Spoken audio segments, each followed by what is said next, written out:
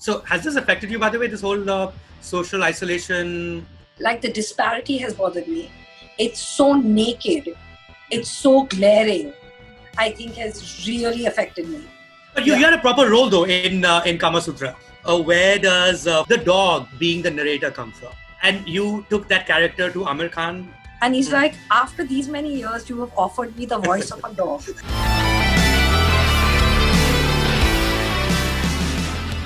Hello and welcome. You're on Sit With Hitlist, our award-winning podcast and friend series. It's a totally unscripted podcast series. Over the many months and many episodes that we've done, this is a first of various sorts. Firstly, it's the first time that we're doing it not in a live venue and that we're doing it on offline. Unless you're not a human being, you'll know exactly why we're doing what we're doing, because it's the month of April and everyone's in lockdown. The second is, in all these episodes, we've only featured the A-list movie stars, as it were.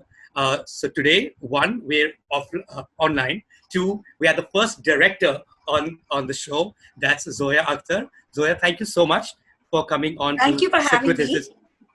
It's a pleasure, totally. And I'm going to explain exactly why you are the first director or the first non-A-list star on this series. We love your work, Zoya. That goes without saying. Thank you for the films. I would warn you right now, there's going to be far more about you as a person, far more about you as an artist, linking your life to the art form, of course. There's nothing more that needs to be known, I want to be known for the work I do. I mean, at least publicly known for the work I do. And I need the audience to know that and to know where I was coming, contextually when it came to putting out that work. So that's important to me. And I don't think beyond a point anyone really cares what I eat for breakfast. Not so much what you ate for breakfast. Yeah. But here's the thing, right, Zoya? Like, if we look at your life before Luck by Chance, this would be in 2009. If I'm not mistaken, you got into films at the age of 19, which, roughly speaking, would be early 90s. Now, from early 90s till 2009, that's a lot of years that you put into films that we don't seem to have much of a clue about. You know what I mean? Right. Where were you in those years? Can you I was still studying and I started copywriting, and then I was in advertising, and I finished my graduation and I got a job, like a full-time job with Adi Pocha and Ronnie Screwala, and I was doing copywriting. I was a writer. Right. And that would be UTV, would that be correct? Yes, It was part of UTV, but it wasn't. It was Script Shop. It was independent. And then I had seen Salam Bombay and been madly in love and been like, okay, I want to write and I want to direct, and I don't know what I'm going to make. The Hindi films were like not my scene at that point. And then I, out of the blue, got a job with Meera Nair on Kamasutra. And I was about 20 or 21 then. Right. And since then, I've just been working in film. So I made it a point to work in like independent films at that point that were shooting sync sound, that were shooting in one schedule, because in the Hindi film industry, it never worked like that. Right. So I knew that I had to work in a particular kind of system. And I started working mainly on all the American projects that came to India. And then at one point I was like, I have the resources, why don't I just go and study more? So I went to NYU. I did a diploma. I stayed back in NYU. In New York. I worked in a movie. I got a job thanks to Ismail Merchant. Which movie was that? It was a small independent film called Side Streets. Okay. It was by this director called Tony Gerber. And it was a really, really cool indie film. And it was set in all the 5 boroughs of New York.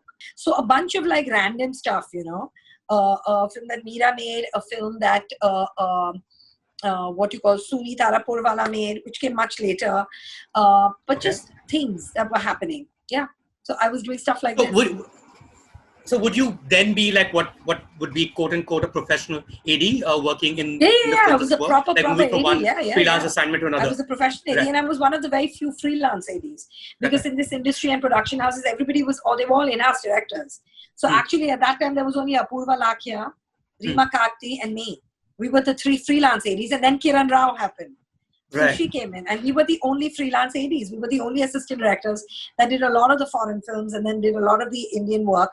But we never stuck with one director. We were like Rolling Stones. We would just work with whoever. We would come in there, do our job, and leave. And I think that made the best sense, because you kind of picked up the good things with directors. You kind of picked up what not to do, and you didn't really get a chart. You didn't have like one director's, you had to emerge your own style, which I think was more interesting. So was that your film school in a certain way? The fact that you were learning on the job? Yeah. I mean, everything is film school, you know. The fact that my mother is such a movie buff and Right. she has a massive collection of films is a film school. The Right. amount of movies we watched, Farhan and me, that was film school. You know, when you study literature and you study sociology, that is on a level a huge boon if you're a writer, you know, because you've studied narrative, you've studied character, you have like a vast amount of reference material. You know, you can pick a conflict from here, you can pick a characteristic from there, you can pick, you know, you have a huge literature is great material for when you're a writer. And sociology just kind of, I think, helps Rima and me both find a take, you know, and find and be able to lens a particular sect of society, whether it's the you know, the upper crust of Dil Dhadkne Do, Delhi upper crust, or whether it's Dharavi, you know. I think a sociology background gives us that strength to be able to lens it correctly and contextualize it correctly. So I think everything I did eventually comes down to the work I'm doing, you know. Nothing was wasted. Nothing was wasted. Did Rima study sociology as well? I think so. I think she did psychology. Okay. She did literature. Perfect. And she did, yeah. So when you're working in all these sets, and obviously you are from a film family and people would know you as Javed Akhtar's daughter and Hani Rani's daughter, as it were, was that something that people were conscious of? Because, I mean, AD work can be a lot of grunt work too. It's really like a glorified spot boy sometimes. Not really, because I worked on independent films and I did a lot of foreign films. And when I started, like when I was on Mira's film, of course, Mira knows my parents. But I mean, Mira is like, she's a super chick and she knows what it takes. You know, she's worked her way up. And, you know, she likes bright people. She likes you if you have initiative, if you have smarts, if you have common sense, you know, so you get on with her and she really pampers you, but she's not going to cut you any slack because you're someone's kid, you know. And I'm glad and I'm grateful for that, you know. And but also the people I worked with, everybody on that crew, nobody knew my parents. They were all foreigners, you know. So I worked on mainly films that nobody knew where you were coming from. Would you be on the credits of these films, Zoya? Like some of these movies that were probably shot in India, like which ones would it be? I'd love to go and check it out. Bhopal Express. Bhopal Express, okay. Open, on Bombay Boys. On what would your credit be? On Bombay Boys, I was second assistant director. Second AD. And Bhopal Express? Second AD. Again, and Split Wide Open? First AD, casting director. Then Arman would be casting director. Then ask me. So the guys in Dil Chahta are the ones, like obviously not the main cast. These are guys who were picked up by you. Would that be correct? Like you cast them in the film. Yes, of course. Like the guy who's the boyfriend. Did you cast him? The one who gives. He's actually a very, very close friend of Farhan's. Farhan wanted someone exactly like him, and Farhan was like, I think I'm going to go with our son. And I was like, let's read him. And he was just insanely amazing. So it was Farhan's century because Farhan knew him and Farhan knew exactly what he wanted. So and people still remember him. Yeah, totally. Is there anyone else you remember from the film that you handpicked, particularly for a particular role for Dil Chahta Hai? Handpicked for a particular role on Dil Chahta Hai. I mean, everyone. We cast everybody. You know, everyone is handpicked, so to speak. And it's great fun, but there are a lot of very interesting cameos in it. Kiran Rao is in it. Oh, really? Where? Yes, she's playing one of the friends in Goa. She's in Goa, one of the bunch. She's in it. She came to do all the extra casting and the extra section and all in Goa. Assistant director, you have to, at some stage, get into costume and get in front of the lens. It's part of the job function. The minute there are extras are less, the ADs get in. Suddenly, an online part can't say the line. Damn, get into costume, get in. Everybody's done it. We're in every movie. But you had a proper role though in Kamasutra, no? No, it's not a role. What role is it? I mean, it's like you don't have enough girls, so the assistants will just get into costume and do it. So there's a bunch of them. Are there movies that you can remember that we can find you in, like somewhere hovering around in the corner and you made it to find and edit? I'm not going to tell you. You know, I think another thing interesting is, of course, the fact that you thereafter made a film which was about the movies, and because that's the life you'd been living for a good almost 15, 16 years before that, right? It was an obvious thing to do because that's a story that you perhaps wanted to tell. But if you look at even the film that you did right after, so did you at any point of time think of Zindagi Na Milegi Dobara as a sequel to Dil Chahta Hai? Or it could qualify as that if you were to even say that these guys, those same three guys many years later, or perhaps not many years later, but some years later could be those same three people going through I mean, you could, of course you could. You could take that film and you could make it with Akshay, Aamir and Seth. Right. And you could have just tweaked it a bit and you could have made it. Of course you can. But I mean, did I start off to make a Dil Chahta Hai Part 2? No. I actually started off because, the thing was that Luck by Chance was so sprawling an ensemble cast. It was so big. It has these huge set pieces, so to say. That I wanted to, the next one I wanted to do was something much smaller, and I wanted to do something with just three boys in a car and just driving and, just create something. And I've done so many road trips in my life, and they've always been cathartic that I knew I wanted to make a film on this, in this genre. Right. And then we started writing it, and then of course the sports came in, and then it became Spain because of Running with the Bulls. And so it just took on a life of its own. But I made it because I wanted to make a smaller film and I wanted a smaller cast. That's how it started. So you started with the genre, basically. You wanted to make a road film. Yeah. And I didn't want a huge ensemble. Right. It just became, one starring Hrithik Roshan and others as well, right? Speaking of which, you were the casting director for Dil Chahta Hai. Cast him as the lead in his own film. In which film? He was my lead. In Dil Chahta Hai. No, in Dil Chahta Hai. No, in Dil Chahta Hai, nobody was thinking about it. Like, when we were younger, everybody thought Farhan's going to act because he was always in drama and acting and stuff. Then he decided, I suddenly woke up and said, I want to make a movie. So everyone was like, oh, okay. And then he made Dil Chahta Hai, which was absolutely lovely. Right. So everyone was like, okay, he's kind of found himself. So no one really thought about it, till much later when Reema actually tried to cast him in Honeymoon. And then he got the Fakir of Venice. Right. And at that point, I was like, do you want to do Luck by Chance? Because no one else wants to act in it. And that's how it started. Yeah. What do you mean no one else wanted to act in it? I mean, Farhan was the seventh person that read the script. Seven. Can you name the six? No. It's not fair. No. I was just trying my luck. I was trying my luck by chance moment in this one. But speaking of which, at some point you did cast Farhan in the lead. So you obviously knew that he was always destined to be an actor. He's grown up with you practically. For all the years. Why so late for him as an actor, and why so late for you as a director? It was right there. You could just cast him to begin with, right? Yeah, because he was directing. He had a full life. Right. He wasn't waiting around. And you can't cast someone unless they themselves are ready to now, I want to do this, know. And it took him a while to get there, I think, that he wants to act. And he's a really good actor, actually. So now I think he's enjoying it. And for me, I was ready to direct at 27, right. 28. I just didn't want to direct stuff that actors wanted to be in. I just didn't want to make that love story, and it was just not my thing. So it took time. But when you say you were ready to direct at 28, you mean you actually had scripts that you were shopping around with? You were showing it to people. You were meeting people at the time. Were there scripts that there's one that I heard about, this film called Nargis. Was there such a film that you wanted to cast?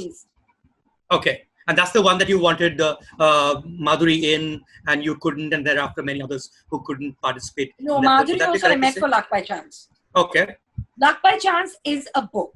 I'm going to write that book one day. How that film actually got made. Yeah. If I'm not mistaken, the only person who was sure to do the film was Rishi Kapoor. Would that be correct to say? Yeah. Yes. But did you not want to cast Govinda for that role? Yes, but Rishi Kapoor has been my childhood love, and he's an incredible actor. And Govinda's incredible, and Govinda would have killed it, Right. And that's what you wanted, right? Right. Yeah. No, Rishi Kapoor was number one. Govinda was there. Govinda was always someone that, you could go to. But I think Rishi Kapoor was, he's the first guy I approached. So he was obviously my number one. I mean, speaking of actors again, Zoya, like whenever there's, one speaks about you, one reads about you more, so it becomes so much about Javed Akhtar, Zoya Akhtar, I guess because writer. But one tends to forget, one, that you grew up with your mom pretty much all through. Second, she done 72 films. That's a lot of films for someone to have acted in. She was a bona fide child superstar, as it were, until a certain age when she quit movies. I mean, have you seen those films? I mean, is that something that you... Okay. Of course. I mean, I'm one of the very few people in my generation, because now everybody has cameras and everybody has, all their children on video. But in my generation, people don't have footage of their parents when they were 3 years old. So I was one of the few kids that had my mother from the time she was 2 to the time she was 16. Like, I've seen my mother animated. You know what I mean? I've heard her speak. I've, seen her expressions, and I've seen her change and grow. So that wasn't possible at that point. And it's really interesting because even now to see her, and she was darn cute, man. Right. She and my aunt Daisy. So, I mean, Farhan obviously gets that from her because she could act, So that comes from somewhere. And and she was like a proper... I'm the only person in my family that doesn't have a national award, by the way. What do you mean? You haven't got a national award yet for all these lovely films? No. Everybody in my family has a national award except me. My mother, my father, my brother, my stepmother, my cousin, everybody. Your mom has a national award for a child star? Like a child star national award? Yeah. Which film was that for? Which movie is that? I don't know if it was for Pyar Ki Pyas or Tare Zameen Par, one of those two. Oh, there's a movie called Tare Zameen Par that starred your mom. Zameen Ke Tare. That's Zameen Ke Tare. Okay. Zameen Ke Tare. And you grew up like pretty much with your aunt around. Would that be correct to say? Yeah. Your mom and two aunts, right? Yeah, right? my 2 aunts, 2 uncles. One is Farah's mom. Right. Menka auntie. Yes. So yeah. Right. Yeah. Right. Yeah. We were very close. Yeah. We still are. And that's also, and that part of the family is also fully filmy in a sense of a film family, right? Like Farah's mom, I mean, because my aunt, well. my aunt married another writer. Daisy married another writer called Mr. K.K. Shukla. And then Menka auntie was married to someone who's also a director, Farah's father. So, I mean, they were all in film. Yes. Yeah, because the reason why I'm saying this, Zoya, because the reference always comes to Javed Akhtar and Zoya Akhtar, but actually Javed Akhtar is the outsider to the movie industry. Your mom was the insider. I mean, if you start acting at the age of 2, you're pretty much the insider in Bollywood, correct, as it were. What is it like watching your mom? Is it obvious you should become an actor? I've never had that thing to be on stage. I hate being on stage. I'm not somebody that's really happy to be in front of the camera. So I never had that. My brother always had that. He's a performer. Right. He's a bona fide performer. So we were very different, but I always wanted to. My first thing, I think, to do with the arts was to write. That was my first interest. And the first thing I actually started doing was I want to be a writer. I want to write. I used to see both my parents work at home, both of them writing, both of them discussing scripts. People around all the time. So you're privy to that. So that was one of the first things I wanted to do. And then directing came later. But yeah. No, I never wanted to act. And with your mom being a writer at home, like she written quite a few films. Lamhe was one of them, if I'm not mistaken. And Kaho Na Pyare is written by her, if I'm not mistaken. Kaho Na Pyare, Lamhe, Aina, yes. Kya Kehna. Were you privy to her process? Because you were living with her all those years, right? Of course, absolutely. Yeah. So you were around. And she has also many scripts that never got made. So you always saw one of them writing. Yeah. It was part of our growing up, part of life.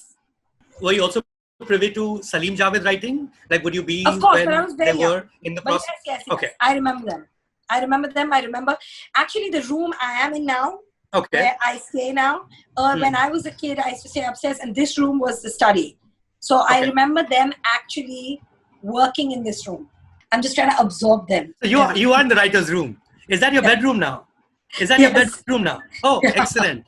Amazing. This was the study, then it became Farhan's room for years, and then Farhan moved, and then this became the guest room, and now I was getting my upstairs room done, so I moved here, and now I'm taking it.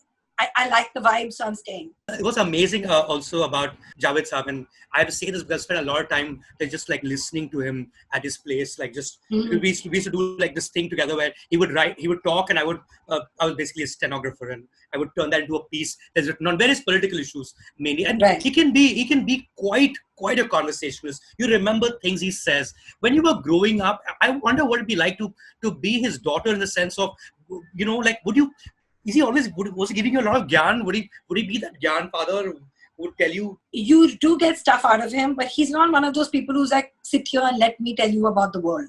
Okay. You know, I mean, he's not that kind of guy, and that I think that would be too boring for him. You know, he wants to have a conversation. He wants to engage. He wants to know what you're thinking. You know, he wants to then have maybe a debate or something, you know, interesting. Maybe he wants to understand what your perspective is, because he also knows we are another generation. Right. So it's much more engaging than somebody just sitting there and giving you a lecture, you know. Right. And out of that comes out stuff for him and for me, you know. So it's kind of interesting. It's not boring.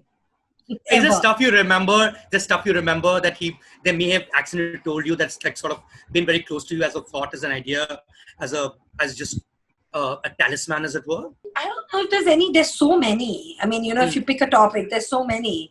Just little things that you make a film, you know, when you're writing a script, and whatever your story is, by the end of it, just lift your viewer, you know. Like, don't resort to cheap shit to get a laugh or to get a clap or to, you know, like find a higher level of communication.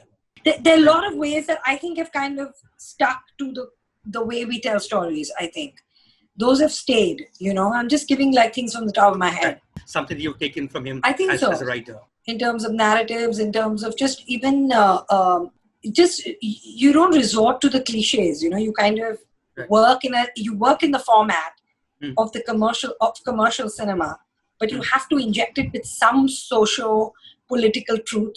You have to inject it with some kind of rooted somewhere, you know, and be able to take the audience a little, raise the bar little by little, you know. Interesting. Yeah, that's the pursuit. I mean, but you also work as a writer. You work also in a duo, as it were, like you and Rima, in the same way that Javed Saab did with Salim Khan. Yeah. How did you guys meet, by the way? You and Rima, like. Wait, Rima and me met actually once through a common friend, like randomly, and then we met once on Bombay Boys. Actually, I was called to act in Bombay Boys by Kaizad Gustad, and like I act as an AD act or act no, or as like an just actress. like a proper for an audition. Yeah. Okay. And like I was an assistant director, and I was like, I don't want to act, like, but I was like, you know what? I'm going to take the meeting and go. So I went in there, and I was like, I told Kaizad, I was like, I'm an assistant director, and I've just worked with Meera, and I can't act. And he was like, but I think you'd be great for this part. Can you just audition for it? And I'm like, I'll do it just to show you how bad I am. But I'm actually a really good AD. Yeah. So I read the part, and I was actually reading for Tara Deshpande, and Rima was the assistant director who was reading for Rahul Bose. So that's how I met her. We met when we were reading. Right. And then we started talking, and then obviously I got a job as an AD on the film. And then we were both seconds, and we became really good buddies. And what do you find in common? Because by itself, in terms of life, it would be very different, right? If I'm not mistaken, she's from Assam, you know, moved to Bombay. That's a different world from what you've sort of grown up in. Would that be correct to say? Yeah. We are worlds apart, like totally different. She's a boarding school kid. I'm not. You know, she grew up like on a farm. I mean, very, very different trajectories, very different life. But I think we both love film.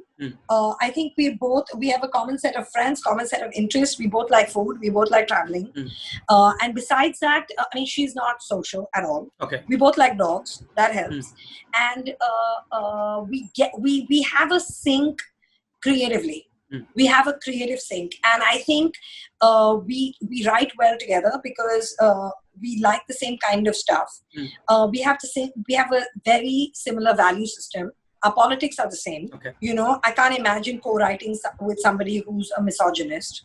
Right. or somebody who's racist, or somebody, you know what I mean? And like, I just can't. We fall on the same side of the fence on all those things. So those things are common. I think those things are the most important things. You know, we don't really socialize that much together because Reema's a hermit. She doesn't like going out very much. So we don't really party together. None of that. Would you identify yourself as a social person? More than her, for sure. Like, I have my friends and that's who I like to meet. But I'm not a like every night on the town kind of chick. No chance. But you have the same set of friends. Is it like a Bandra crowd that you would usually hang out with? Is the same people you've grown up with? I have my college friends, my Xavier's friends that are still there and that are in film. Some are not in film, you know, which is a homie, Adijania, Anaita, that a lot. Then I have the film bunch, you know. Then I have my girl gang. Then there are different gangs. So has this affected you, by the way, this whole social isolation, lockdown, as it was? It really screwed your brains in any I mean, not at all. Not at all. Right? You know, I when I'm writing, I don't leave the house for 10, 15 days at a time.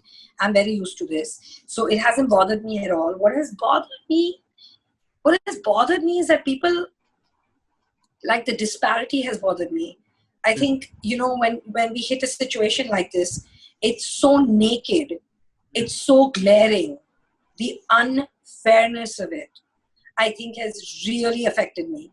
But has my life shifted? No. I'm blessed. I'm privileged. I'm grateful.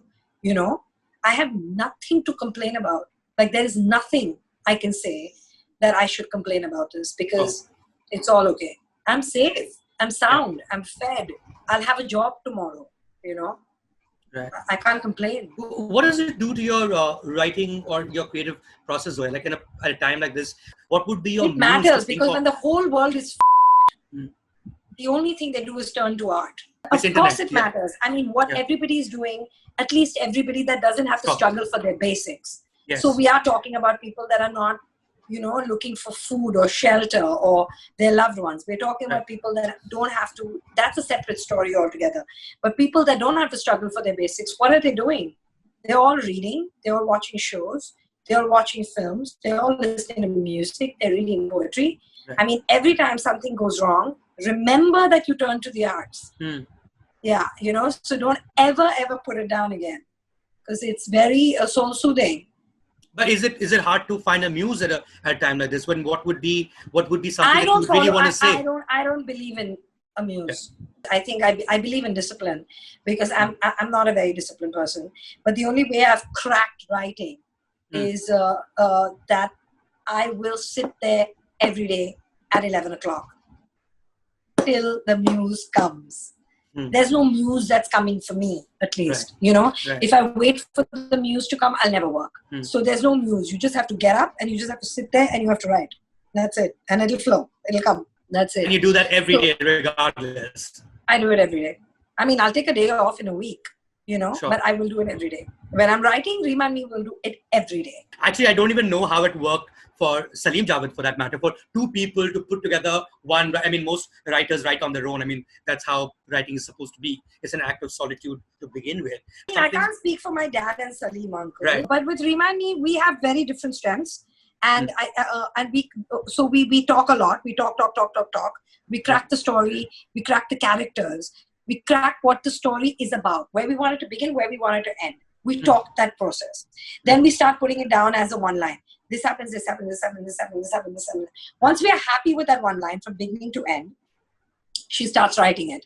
So she starts fleshing it out, the scenes, and she does mainly the screenplay stuff, and then gives it to me, and then I flesh out the dialogue, the characterization, juicing of it, and then it goes back to her, then it comes back to me. So it's circular. So eventually, you're working alone, you know.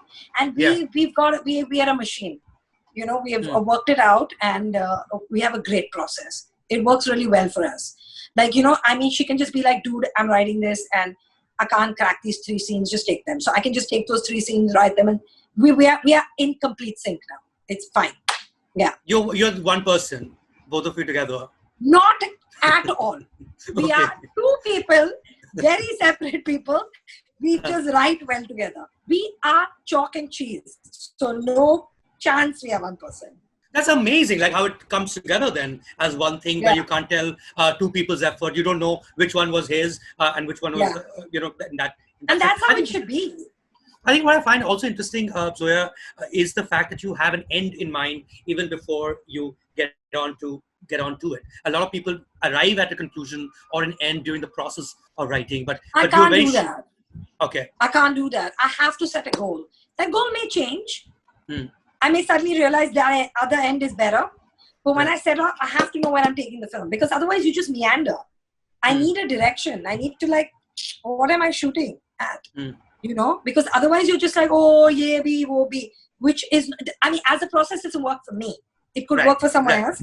It doesn't work for us. We have to know where we are taking this. Where's the graph going? What's the journey? Where's the arc going? Eventually, what's the destination?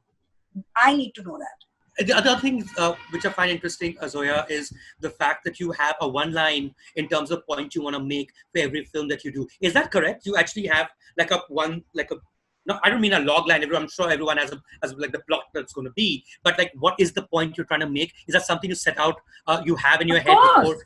Okay. Of course. Especially, you have to, because everything comes from that. Like, at the end of the day, what is this film about? Like, at the end of the day, yes, of course, Gully Boy is about a rapper from Dharavi, a Muslim kid from Dharavi that expresses himself through rap and makes it. It's a rag-rich story. It's a coming-of-age story. You can pin it down in any log line. But at the core of it, what is the film about? It's a film about class.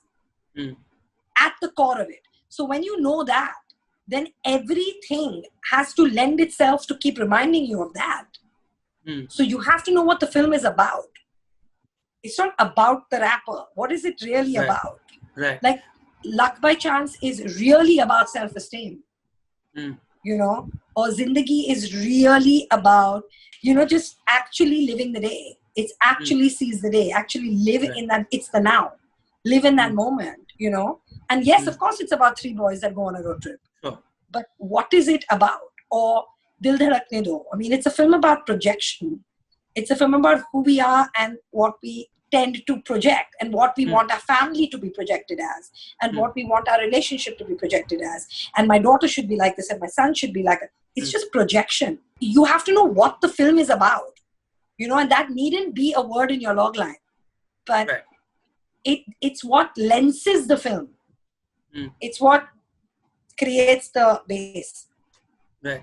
I mean, I but remember I'm an just interview telling of you, your... these are not rules, huh? These are my rules. Sure. These are your rules, of course. We're talking about your process. Please, I'm not giving you some gyan on filmmaking.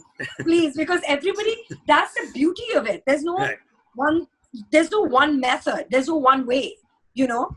So this is what works for me. That's what the process I follow.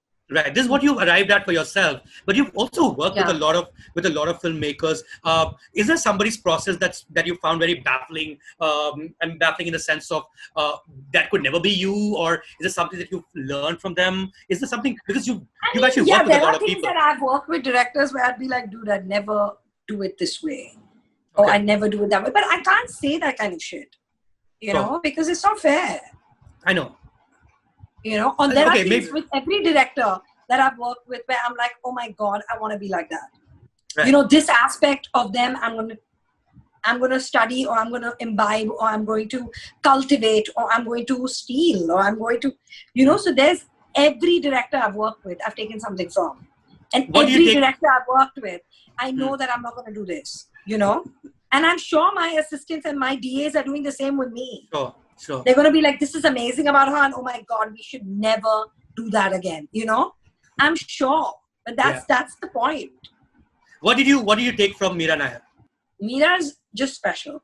Meera is one person who knows everybody on that crew by name. Meera will speak to, I mean, she has no hierarchy. She comes in there, people love her. You know, they want to do for her. You know, and you can see that she's magnetic. The other thing about Meera is when she's talking to you, you are the only person in the world, you know, and she makes people feel very special. And I love that about her. I love her aesthetic. She's an absolute aesthete, you know, things like that. Like she works very hard, you know, she's quick. You pick up a lot of good things from her, but her eye You know, her eye, her sense of color, her sense of placing a scene, and the way she blocks scenes, the way she works with the cameraman and creates a mise-en-scène. Those are amazing things on Meera, I think. I mean, there must be 20 more, but these are the things that for me were top of the pops. Which were the films, Zoya, that you worked with her on, besides Kamasutra, of course? Kamasutra mainly, and then I did short films with her. Right. And after that, I mean, I was well on my way. I'd gone. So I never did a full feature, you know. And when she was doing Monsoon, Farhan was doing Dil Chahta Hai. So I didn't go on Monsoon. Otherwise, I would have gone on Monsoon. That would have been amazing. It happened simultaneously. Oh, did it? It was being shot at the same time? Yes, it was shot at the same time. So all these years that you were working on these films, you were also writing scripts on the side. Would that be correct to say? Like you were. Yes, I had ideas. Yes. Yeah. Sometimes you're too tired to write. When you're an AD, you don't have the time, so you just let the time go, then rest and write. Yeah. But the stuff that you've come out with lately have all been things that you've sort of worked on right before they became films? Yeah, because I make many plans. I'll be like, I'm making Gully Boy, and then I'm like, you know, when this gets over, I'm going to do that movie. And then when Gully Boy comes out, I'm like, I don't really want to do that movie. And like, right now, what do I want? I don't know right now what I want to make. And when it happens, you know it. You know, I want to spend the next 2-3 years on this. You know, that feeling has to happen. And you know it. You know, and that hasn't happened yet. So I've never actually made a plan and stuck to the plan. So now I don't make them. I just go with the flow.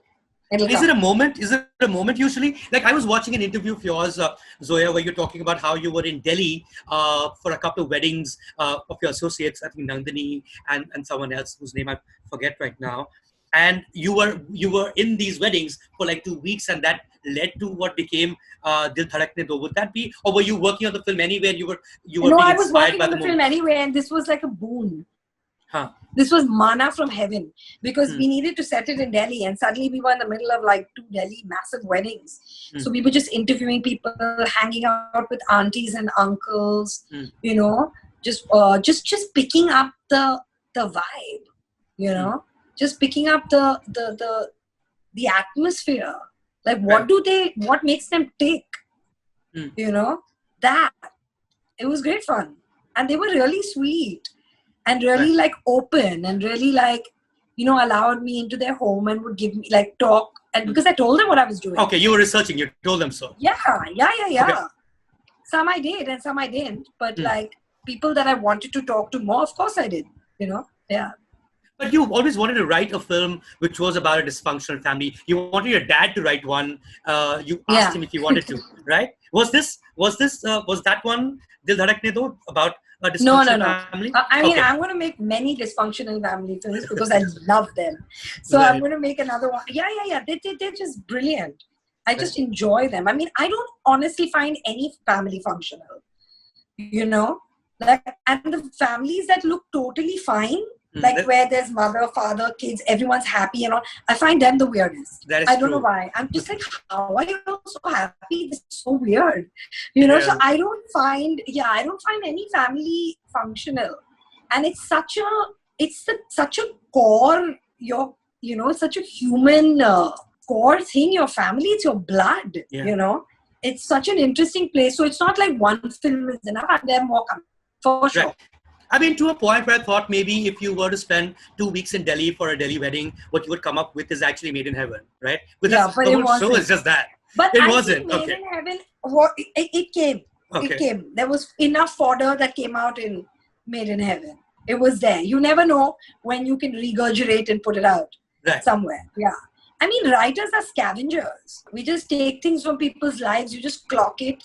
You'll just clock someone's speech pattern, someone's silly habit, someone's childhood story. I mean, it's just, you're scavengers. You know what I find interesting also, especially when you pick from places and then you put it in a film.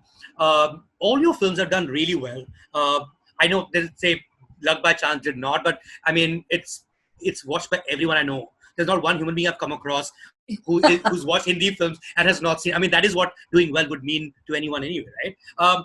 And when it's watched by a lot of people, what's fascinating for for movie buffs, and there's a lot of movie buffs watching this, is the story behind that story or a story behind that moment, right? For instance, I'm going to ask you to tell me the story behind the Bhagwati in Zindagi Na Milegi Dobara.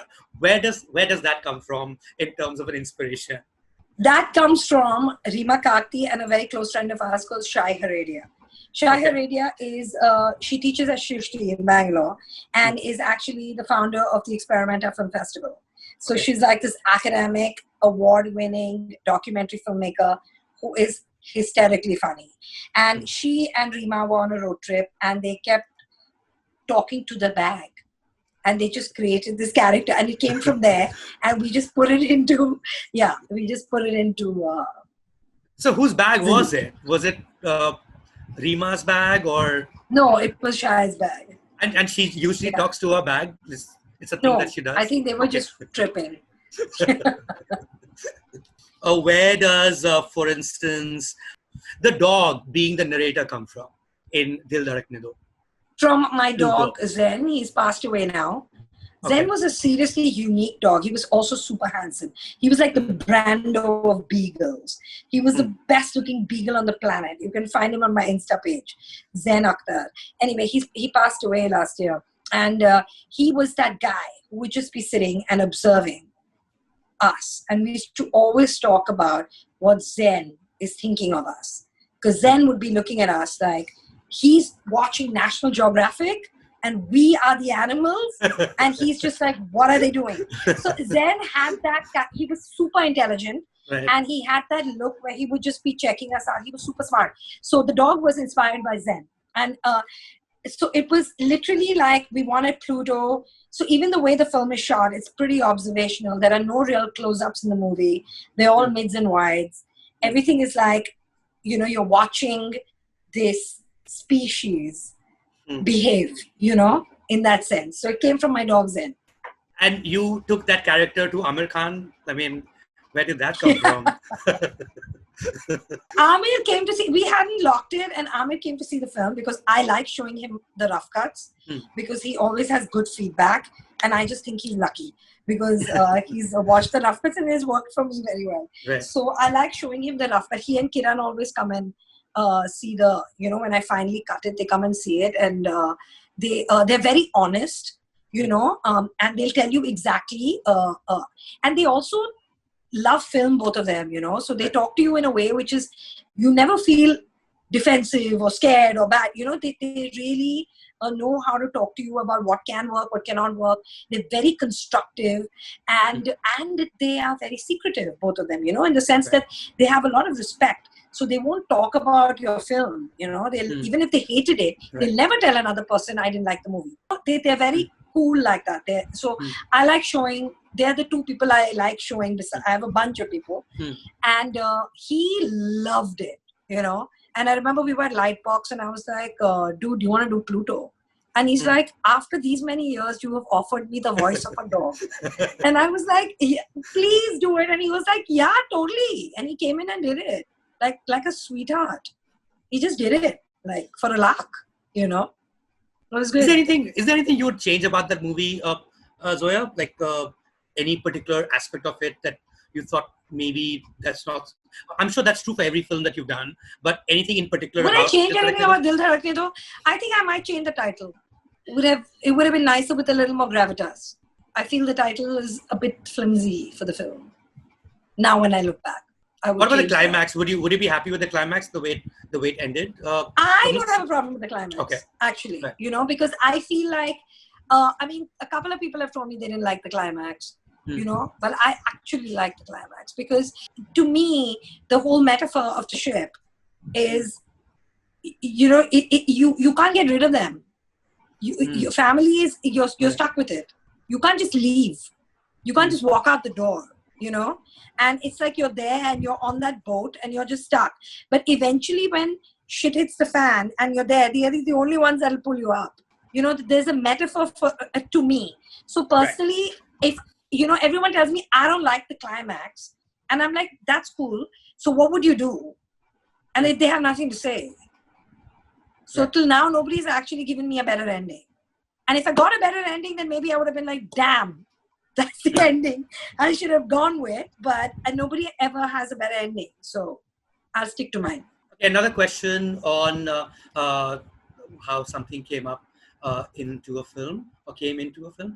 Bahut hard. Where did that come from? Both hard is like a slang. It's a street slang. So Straight off, hard is someone like Divine or Nazy was saying it, like you heard yeah, them they say all it. Or... say it.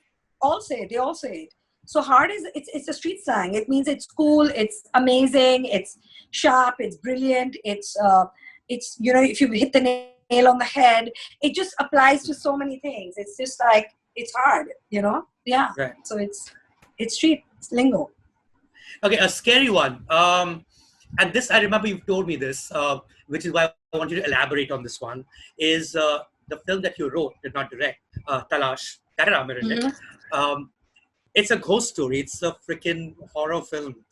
And you said, and now you just give us the whole story because you have all the time in the world, what you actually saw a ghost when you were driving down. Listen, it sounds really crazy and I don't want to be propagating this nonsense. You know what I mean? Because like people in my life and my dad and all, they're like, what kind of rubbish are you spouting? So I don't want to propagate this now because I have a lot of rationalists in my life that think I'm being very silly and they're very disappointed in me for saying things like this. But I had a strange experience. Yeah. And that kind of inspired Talash, actually. So what was it? We're not judging you. You're not judging me. You've asked me this 10 times. I've said it on various platforms. I have to stop. I'm going to be the crazy lady that goes on to screen and starts saying all this shit. No. So you were driving down to Film City. Where was this? No, from RG, okay. From a nightclub with a bunch of friends. And we were in a car and we saw a woman on the street and we thought we hit her. There was no one there. It was freaky. It was on Haji Ali and everybody was really freaked out.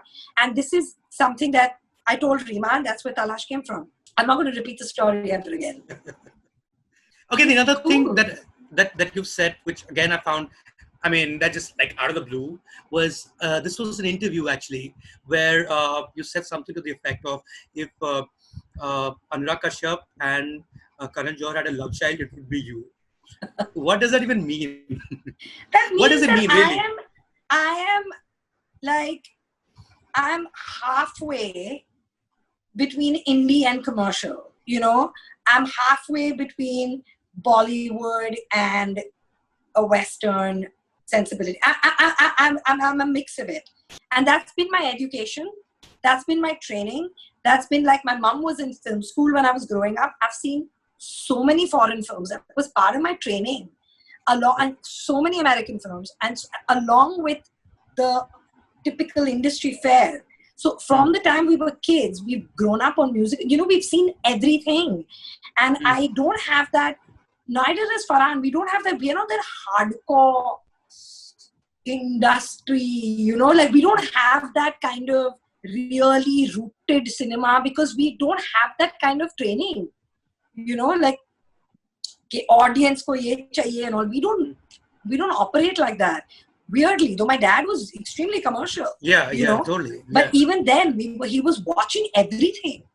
So our exposure, our education, everything was a mix.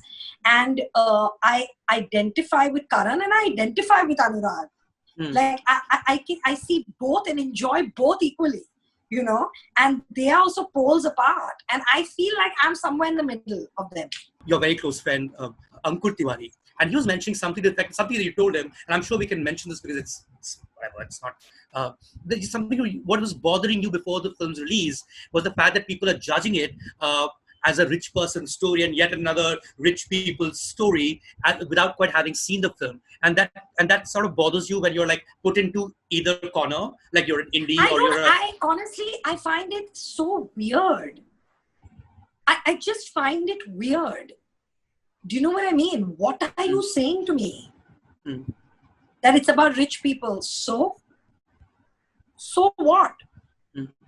I don't understand how that's a problem.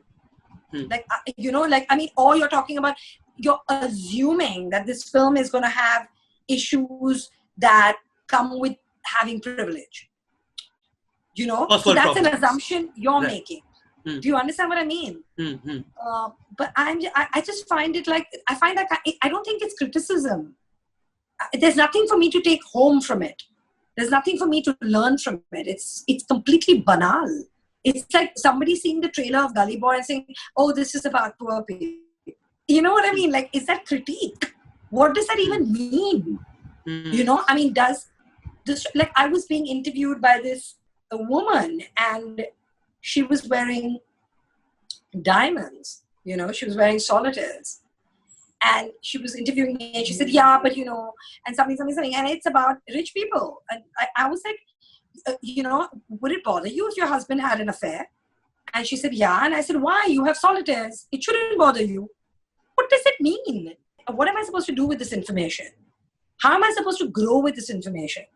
Because everybody was like, "Oh, so are you making Gully Boy because people didn't like it?" I'm like, "Are you out of your mind? You think I'm going to take that seriously? I'm making Made in Heaven along with Gully Boy, which is about very rich people." So no, I don't function like that. It doesn't make sense to me. It has to make, like, I'm really interested in hearing critique, because I'm really interested in getting better. Right. Like, I really want to be better. Like, I want to, by the end of my career, have one film that's perfect. Like, a film that I think is perfect. A film that I can look at and say, "Damn, I won't change a thing." You know? I would love that. But I'm not going to listen to rubbish either. You know, I have to filter to protect myself. I also have to filter criticism that comes from esteemed colleagues here. So, you have to filter it. You can't just take anything seriously. Wrapping up right now, Zoya, you mentioned perfect film. We're all locked up in our homes, hoping to watch a perfect film. So I'm going to ask you 3 questions in terms of film recos. If this is the one film, Zoya, that you've watched again and again and again all through your life, is there one particular film that you've just seen like some 100 times? Because everyone has that one movie that's just their favorite for the heck of it. I think Godfather. Godfather? Yeah, I've seen all it 3 or any particular part? First two. Part 2. First two. Yeah. I mean, I can watch either of them whenever they're on. But most gangster films, Goodfellas, Mean Streets, I mean, any of those films that I keep coming on, you know, Casino, I can keep Scarface, I can just watch it again. Untouchables. You haven't really made a genre gangster film then. I'm dying to. Okay. I'm dying to. Like, I mean, I really want an idea that one film or a series that the whole world has watched, but you really don't want to. It's not like I won't, but like Game or a fan of Game of Thrones. Yeah. I saw the first season, I loved it. And then I got a bit bored in the second season and I stopped, and I just can't be bothered anymore. Maybe at some point I'll see it. Final one film that the whole world hasn't seen but must. Something that you consider so close to you, but it's not exactly like a blockbuster of the sort that Godfather was. You know, I just saw a movie which I had missed, and I saw it last month. Florida Project. I loved it. Sean Baker. I loved it. It's a very special film. So I don't know how many people here have seen it, but they should watch it. Zoya Akhtar, thank you very much. And thank you, Mayank Shekhar. It's always fun talking to you. This is fun. This was amazing. And all the best with everything. And you better chill out on my ranting and all. Like, just be nice. Be kind. No, you were kind. I mean, there was no rant here. Really. Okay, good. It was fun. It was a lot of fun. Thank you, Zoya. You take care. See you take soon. Care. Bye. Thank you. Bye. Yeah, cheers. bye. Bye.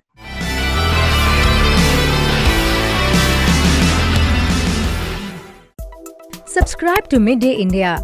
Get direct notifications on all our videos by clicking on the bell icon.